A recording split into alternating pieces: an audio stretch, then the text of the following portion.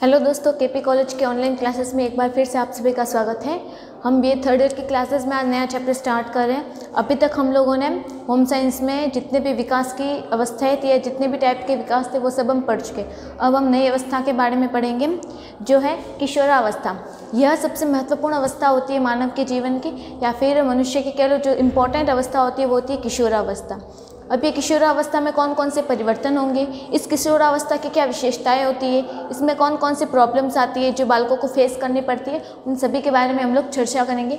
तो सबसे पहले हम लोग देखेंगे कि ये किशोरावस्था की मेन परिभाषा क्या होती है, कि किशोरावस्था को हम किस प्रकार से डेफिनेट कर सकते हैं। तो आइए सबसे पहले हम देखेंगे कि किशोरावस्था की डेफिनेशन क्या होती है। तो किशोरावस्था बाल्यावस्था और प्रौढ़ावस्था के मध्य की अवस्था होती है। बाल्यावस्था 3 से 6, 6 से 12 तक बाल्यावस्था, फिर उसके बाद आती है किशोरावस्था 13 से 18 वर्ष तक, और फिर 18 के बाद से स्टार्ट हो जाती है प्रौढ़ावस्था। तो जो किशोरावस्था आती है ये बाल्यावस्था और प्रौढ़ावस्था के मध्य की अवस्था होती है, जिसमें शारीरिक मतलब शरीर में परिवर्तन, फिर मानसिक मन मस्तिष्क में क्या परिवर्तन होते हैं, फिर मनोवैज्ञानिक उसके सोचने की कैपेसिटी किस तरीके से हो जाती है, फिर संवेगात्मक इमोशंस का कंट्रोल, सामाजिक समाज के साथ किस तरीके से व्यवहार करना सीखता है, आदि परिवर्तन द्रुत गति से यानी तेजी से। द्रुत का अर्थ होता है तेजी से होना।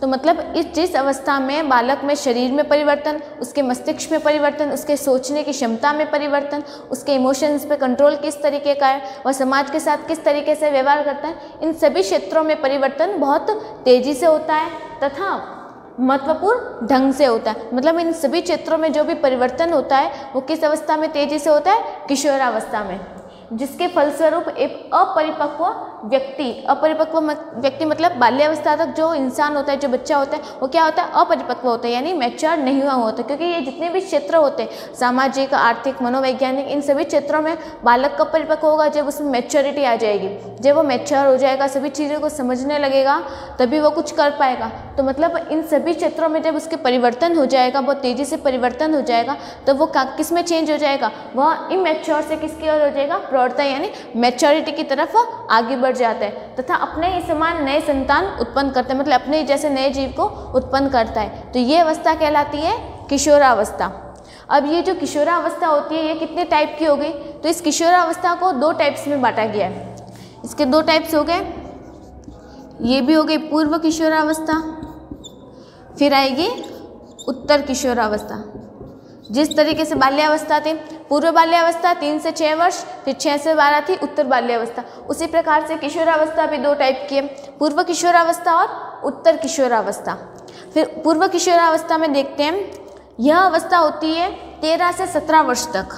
इसकी अवधि क्या होगी, 13 से 17 वर्ष तक। और उत्तर किशोरावस्था की अवधि होती है 17 से 21 वर्ष तक। फिर पूर्व किशोरावस्था में लड़कियों में यह अवस्था 13 वर्ष से प्रारंभ हो जाती है, मतलब 13 वर्ष से तो प्रारंभ हो जाएगी गर्ल्स में, लेकिन पूर्व किशोरावस्था लड़कों में कब होती है, 14 वर्ष से स्टार्ट बॉयज़ में। पूर्व किशोरावस्था का प्रारंभ लड़कों में तो 14 वर्ष और लड़कियों में 13 वर्ष है, यानी कि लड़कों में जो किशोरावस्था की प्रारंभिक अवस्था 1 वर्ष पहले प्रारंभ हो जाती है। और वर्तमान समय में बालकों के खान पान पर उचित ध्यान देने, अच्छे वातावरण में पालन पोषण करना से किशोरावस्था जल्दी आ जाती है और नए उत्तरदायित्व को समझने लगता है। यानी किशोरावस्था में से पूर्व किशोरावस्था में ये बात ध्यान रखनी है कि यह 13 से 17 वर्ष तक होती है। लड़कियों में इसका प्रारंभ तो 13 से ही होगा, लेकिन लड़कों में 1 वर्ष बाद इसका प्रारंभ होता है, यानी 14 वर्ष से प्रारंभ होता है। उत्तर किशोरावस्था यह 17 से 21 वर्ष तक रहती है, और लड़कियों में इसका प्रारंभ यहाँ पे 1 वर्ष पहले हुआ था 13 वर्ष से, तो इसमें भी 1 वर्ष पहले हो जाएगा, 16 से हो जाएगा गर्ल्स में और 17 से हो जाएगा बॉयज़ में। यानी पूर्व किशोरावस्था 13 से तो गर्ल्स में होगी, 1 वर्ष पश्चात यानी 1 साल के बाद लड़कों में शुरू होगी, लेकिन उत्तर किशोरावस्था लड़कों में 17 से ही होगी, लेकिन लड़कियों में 1 साल पहले से प्रारंभ हो जाती है। तो ये थी किशोरावस्था की अवस्थाएं कि इनको कितनी अवस्थाओं में बांटा गया है। फिर उसके बाद हम देखते हैं कि इस किशोरावस्था की विशेषताएं क्या क्या होती है, कि इस अवस्था में बालक कौन कौन सी प्रॉब्लम्स को फेस करता है, उसमें कौन कौन से कैरेक्टर्स आते हैं, उसमें कौन कौन से स्पेशल फीचर्स आते हैं। तो हमारा अगली हेडिंग हो जाएगी किशोरावस्था की विशेषताएं। इस अवस्था में बालक में कौन कौन से कैरेक्टर्स मेनली शो होते हैं।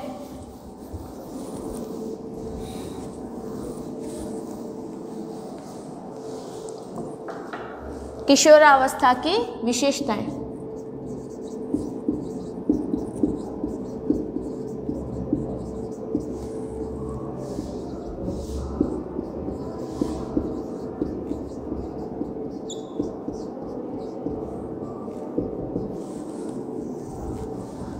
तो सबसे पहले ये हो जाएगी इसकी विशेषता, किशोरावस्था एक परिवर्तन की अवस्था है।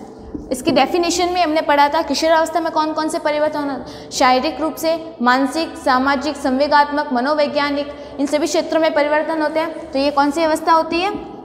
परिवर्तन की अवस्था होती है, क्योंकि इस समय सभी क्षेत्रों में परिवर्तन होते हैं। इसे परिवर्तन की अवस्था भी कह सकते हैं।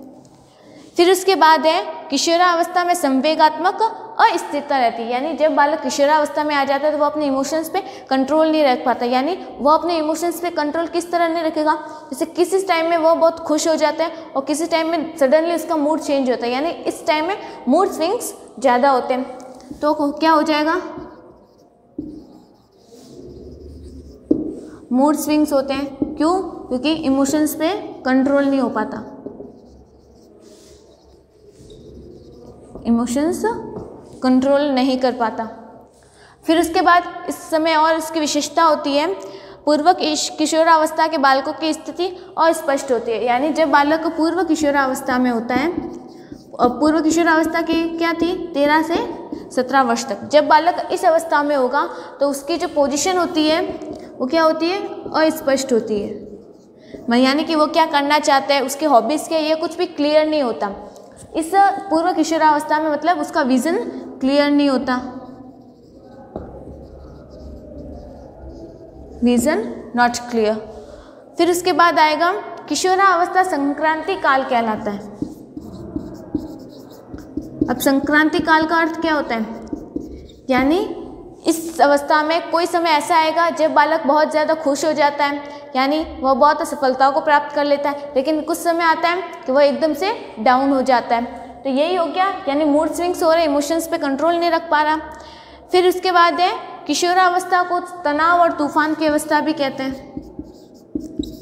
तनाव एवं तूफान की अवस्था, ये तो सभी जानते हैं, तनाव एवं तूफान की अवस्था। फिर उसके बाद किशोरावस्था में क्या होता है? व्यवसाय चुनने की अवस्था भी होती है। यानी जब बालक पूर्व किशोरा प्राप्त करके उत्तर किशोरावस्था में जाता है, यानी 17 से 21 वर्ष का हो जाता है, तो वह किस पे फोकस करता है? अपने फ्यूचर पे फोकस करता है। यानी वो क्या बनाना चाहता है? अपना ऑक्यूपेशन बनाना चाहता है, व्यवसाय बनाना चाहता है। तो इस अवस्था में क्या होता है? व्यवसाय को चुनने लगता है, व्यवसाय को चुनने की अवस्था भी कह सकते हैं इसे।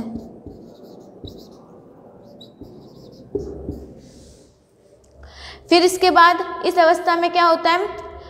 यह आत्मनिर्भरता की अवस्था है। तो इस अवस्था में बालकों में क्या आता है? सेल्फ कॉन्फिडेंस आएगा, और क्या आएगा? सेल्फ डिपेंडेंसी आएगी।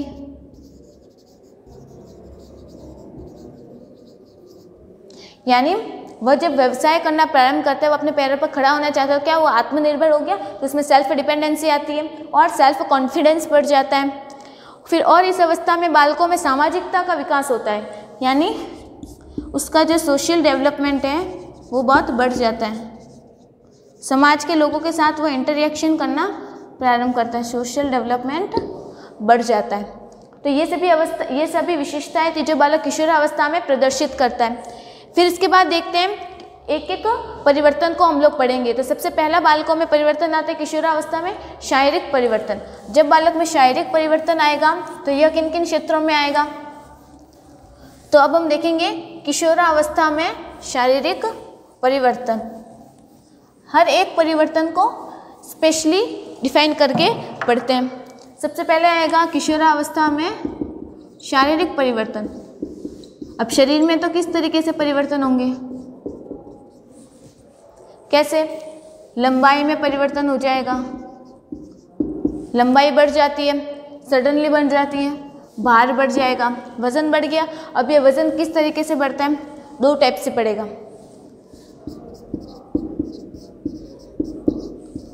हड्डियों का भार बढ़ता है, और दूसरा जो मांसपेशियां होती हैं उसका भी भार बढ़ जाता है। क्यों? क्योंकि इस समय इन दोनों का विकास तीव्र गति से हो जाता है। जब बालक किशोरावस्था में आ जाता है तो उसके हड्डी और मांसपेशियों का विकास बहुत तीव्र गति से हो जाता है। जब ये बहुत तीव्र गति से विकास हो रहा है यानी उनमें मजबूती आ रही है तो उनका भार बढ़ रहा है। भार बढ़ रहा है तो अगर उनका भार बढ़ेगा तो शरीर का भार भी बढ़ जाएगा। तो किशोरावस्था में लंबाई में वृद्धि हो जाती है। अभी लंबाई की वृद्धि इनमें ऐसे ही होगी क्योंकि हड्डियों की लंबाई बढ़ जाती है, मांसपेशियों की लंबाई बढ़ जाती है, नसों की लंबाई बढ़ जाती है, फिर भार में वृद्धि हो जाती है। और किसका विकास हो जाएगा? हृदय व रक्तवाहिनियों का भी विकास हो जाता है और प्रॉपर विकास हो जाता है। विकास हर अवस्था में होता है इनका, लेकिन जो अपरिपक्व से प्रौढ़ता की ओर जा रहा है यानी सबसे ज़्यादा जो विकास होता है वो इन अवस्थाओं में होता है। तो हृदय और रक्तवाहिनियों का भी विकास इस अवस्था में बढ़ जाता है और छाती व वक्ष का विकास बढ़ जाता है। लड़कियों में स्तनों का निर्माण हो जाएगा। लड़कों में वक्ष का जो विकास है वो बहुत बढ़ जाएगा, उनका जो वक्ष है वो चौड़ा हो जाता है। लड़कों और क्या हो जाएगा? जनन अंगों का विकास बढ़ जाता है। तो जब बालक किशोरावस्था में प्रवेश करता है तो उसके लंबाई में तेजी से वृद्धि हो जाती है, उसका भार बढ़ जाता है, उसके जनन अंगों का निर्माण हो जाता है या फिर और अधिक विकसित हो जाते हैं, उनके छाती और वक्ष का विकास हो जाता है और हृदय और रक्तवाहिनियों का विकास बढ़ जाता है। तो ये था शारीरिक क्षेत्र में यानी शरीर से संबंधित बालक में कौन कौन से परिवर्तन होते हैं। फिर इसके बाद आएगा किशोरावस्था में गामक विकास। गामक विकास के बारे में हम लोग पूरा चैप्टर पढ़ चुके हैं। अब गामक विकास का अर्थ क्या होता है? क्रियात्मक विकास भी कहते हैं इसे। और क्रियात्मक का अर्थ होता है करना। क्रिया का अर्थ क्या होता है? करना, कुछ कार्य करना। तो इस अवस्था में देखते हैं कि लड़कियों की मांसपेशियों में विकास लड़कों की तुलना में जल्दी होता है। क्योंकि लड़कियों में विकास कब होता है? 13 से प्रारंभ हो जाता है, लेकिन लड़कों में 14 वर्ष से होता है ना। तो लड़कियों में जो विकास होता है वो पहले हो जाता है। शारीरिक विकास होगा या फिर मानसिक विकास होगा, जो भी विकास होगा किशोरावस्था में, लड़कियों में विकास सबसे पहले होता है। इसलिए लड़कियों में बुद्धि जल्दी आ जाती है लड़कों की तुलना में। और लड़कियों की मांसपेशियां जहां 16 से 17 वर्ष की अवस्था में पूर्ण रूप से विकसित होती है, वही लड़कों की मांसपेशियां 20 से 21 वर्ष तक पूर्ण होती है। क्योंकि इनका 1 साल पहले स्टार्ट हो रहा है, तो जिनमें जो भी विकास होगा वह लड़कों की तुलना में जल्दी हो जाएगा। तो इनमें जो शारीरिक विकास होता है वह 16 वर्ष तक तो पूरा हो जाता है लड़कियों में, लेकिन लड़कों में 19 से 20 वर्ष तक होता रहता है। फिर इसके बाद है लड़कों के मांसपेशियों में सर्वाधिक वृद्धि 14 वर्ष से प्रारंभ होती है। हाँ, 14 वर्ष से प्रारंभ हो गई, जबकि लड़कियों में 14 वर्ष की अवस्था तक पूर्ण हो जाती है और चरम सीमा तक पहुंच जाती है। यानी जब बालिकाओं में 13 वर्ष की अवस्था में इनका जो शारीरिक विकास है वो प्रारंभ हो जाता है और लड़कों में 14 वर्ष से प्रारंभ होता है। तो जब लड़कियाँ इस अवस्था तक पहुँचती है तो इनका तो विकास पूर्ण हो चुका होता है, लेकिन लड़कों का तो अभी प्रारंभ भी नहीं हुआ होता। तो ये क्या होता है? गामक विकास, यानी कि बालकों और बालिकाओं के द्वारा किशोरावस्था में क्रिया किस तरीके से होगी। बालकों में क्रिया कब होगी? जब उनका विकास हो जाएगा, उनका शारीरिक विकास अच्छी तरीके से होगा। तो बालक और बालिकाओं, लड़की और लड़कियों में से क्रियात्मक विकास कौन सबसे पहले करेगा? लड़कियां पहले करेगी। यानी लड़कियों में जो गामक विकास और क्रियात्मक विकास होता है वो पहले होता है, क्योंकि इनका शारीरिक विकास जल्दी प्रारंभ हो जाता है। इनका शारीरिक विकास जल्दी प्रारंभ हो गई यानी उनकी मांसपेशी हड्डियों में मजबूती आ गई तो वह कुछ भी कार्य आसानी से कर पाएंगे लड़कों की तुलना में। तो ये था गामक या फिर क्रियात्मक विकास।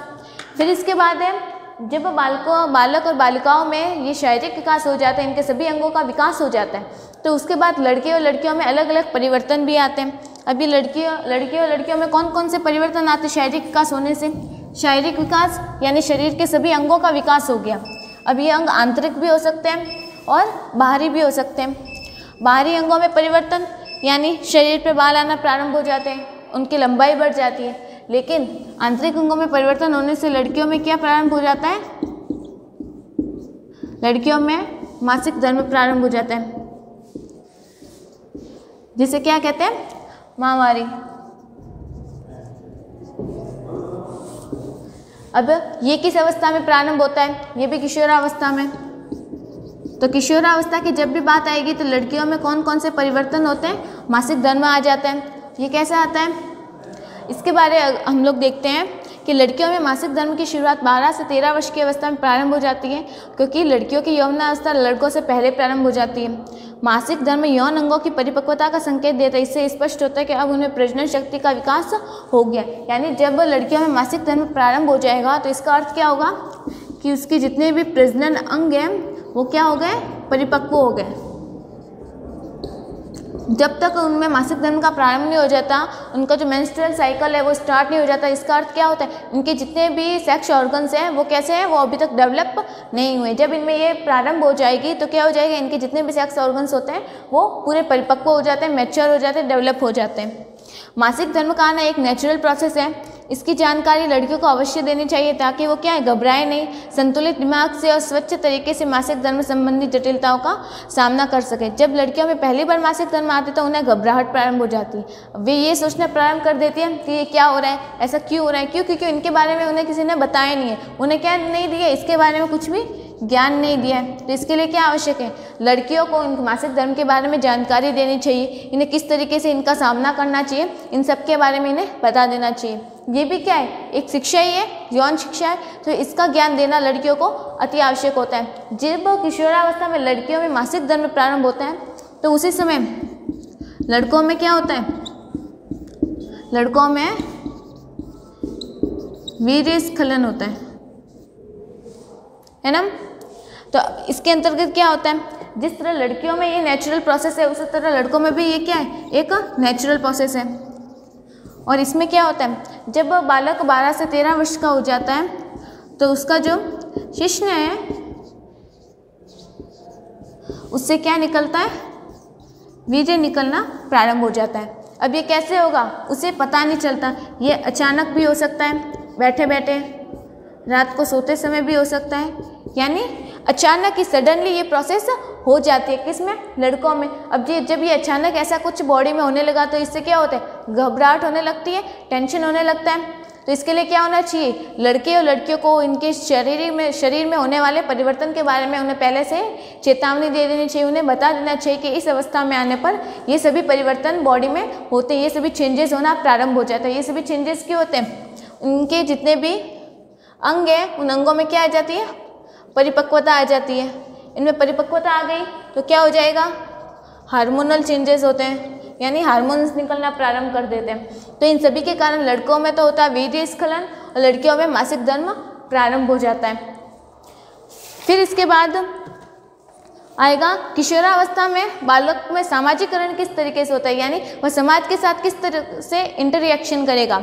तो सबसे पहले आएगा, बालक समाज के साथ क्या बनाता है, समूहीकरण करता है। समाज में क्या करता है, नेतृत्व का गुण रखता है। यानी जब बालक में सामाजिकरण होता है तो उसे लीडरशिप करना पसंद होता है और उसने क्या किया, समूह बनाना पसंद हुआ, समाज में उसने ग्रुप बनाना सीखा। और उसके बाद सामाजिक स्वीकृति, यानी समाज के लोग उसे एक्सेप्ट करते या नहीं करते, वह जो कुछ सोचता है उसे रिस्पेक्ट कर रहे या नहीं करे, उसकी जो पॉसिबिलिटी है, जितनी जो भी उसकी इच्छा है उसको सपोर्ट करे नहीं करे, ये भी उसके लिए महत्वपूर्ण होता है। फिर उसके बाद व्यक्तिगत सौंदर्य के प्रति जागरूक होते हैं। मतलब जब बालक में सामाजिकता का गुण होने लगता है तो वह खुद के बारे में सोचता है, वह कैसा दिख रहा है, वह सुंदर है या नहीं, उसके कपड़े व्यवस्थित है या नहीं, वह लोग उसके बारे में क्या सोचेंगे उससे ज़्यादा इफेक्ट होता है। यानी जब बालक किशोरावस्था में होता है तो वह खुद के सौंदर्य के बारे में सोचता है, मैं अच्छा दिख रहा हूँ या नहीं दिख रहा हूँ, लोग मुझे पसंद करेंगे या नहीं करेंगे, मैंने किस तरीके से कपड़े पहने, कोई कमेंट ना करे, ये सभी भी उसे इफेक्ट करते हैं। फिर उसके बाद है शारीरिक परिवर्तनों की सजगता, यानी शारीरिक परिवर्तनों से मतलब है उसकी बॉडी में जो भी चेंजेस हो रहे हैं समाज उसको एक्सेप्ट करे या नहीं करे, ये भी उसके लिए ज़्यादा इम्पोर्टेंट होता है। फिर है वो भविष्य के प्रति क्या होता जाता है, चिंतित होता जाता है। यानी वह इस अवस्था में आकर उसे घर परिवार और जो उसका भविष्य, उस तीनों को बैलेंस करके चलना पड़ता है। वह पढ़ाई के साथ साथ क्या करता है, अपने भविष्य के बारे में भी सोचना प्रारंभ कर देता है। तो ये सभी होता है जब बालक का शारीरिक विकास के साथ साथ उसमें क्या होता है, मानसिक विकास भी होता जाता है। फिर उसके बाद बालक में आएगा, बालक में संवेगात्मक विकास किस तरीके से होता है, शरीर में परिवर्तन हो गया, फिर उसमें मानसिक रूप से परिवर्तन हो गया, उसका जो क्रियात्मक विकास, इसका क्रियात्मक विकास हो गया। फिर उसके बाद बालक में आएगा उसका संवेगात्मक विकास किस तरीके से होता है, यानी वह अपने संवेगों को किस तरीके से कंट्रोल करना सीखते हैं। तो बालक में प्रमुख रूप से कौन कौन से संवेग आएंगे जब बालक किशोरावस्था में आता है, डर, स्नेह, और प्रसन्नता, सबसे ज़्यादा आता है क्रोध, और आएगा इस अवस्था में जिज्ञासा,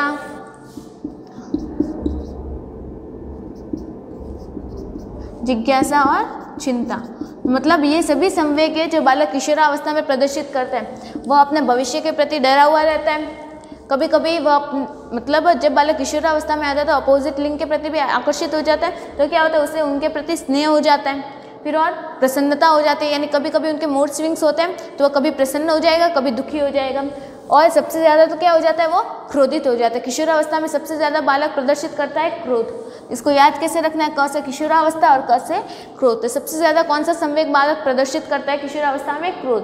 उसमें जिज्ञासा की प्रवृत्ति आ जाती है, वह सब कुछ जानने का इच्छुक होता है और वह चिंतित हो जाता है। किसके प्रति, अपने भविष्य के प्रति चिंतित हो जाता है। तो ये था उसमें संवेगात्मक विकास किस तरीके से होता है। फिर जैसे जैसे वह पूर्व बाल्यावस्था में आएगा तो इन सब के बारे में उसे ज्ञान नहीं होगा, लेकिन जब वो उत्तर किशोरावस्था में आ जाता है तो वह इन सब को समझ लेता है, ये सब में वो परिपक्व हो जाता है और फिर अच्छे से अपने प्रौढ़ावस्था और युवावस्था का जीवन जी सकता है।